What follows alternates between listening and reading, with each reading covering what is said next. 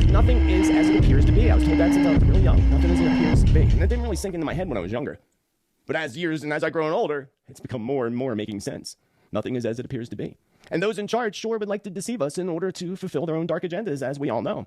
And there's a lot of talk that in this whole series of drones and things, and apparently paperwork that proves this, that back during the Russian thing and the Cold War, suddenly 180 to 100 missing briefcases that had, nuclear something in them went and disappeared.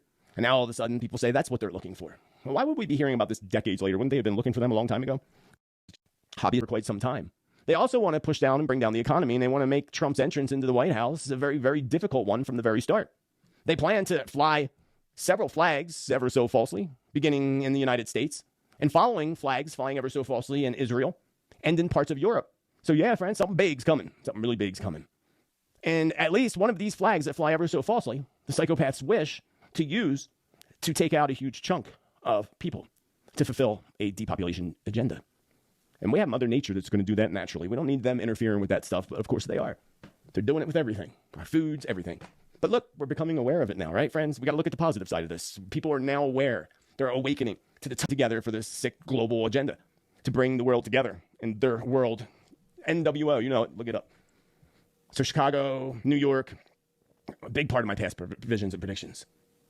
And I wouldn't be at all surprised, friends, to see the evildoers unleash, I'm just saying, also to past predictions and even prophecies that they could literally use technology to unleash some type of a large tsunami wave into the East Coast, just to hit New York and take out the New York Stock Exchange, collapse the economy, or use that as the excuse to collapse the economy.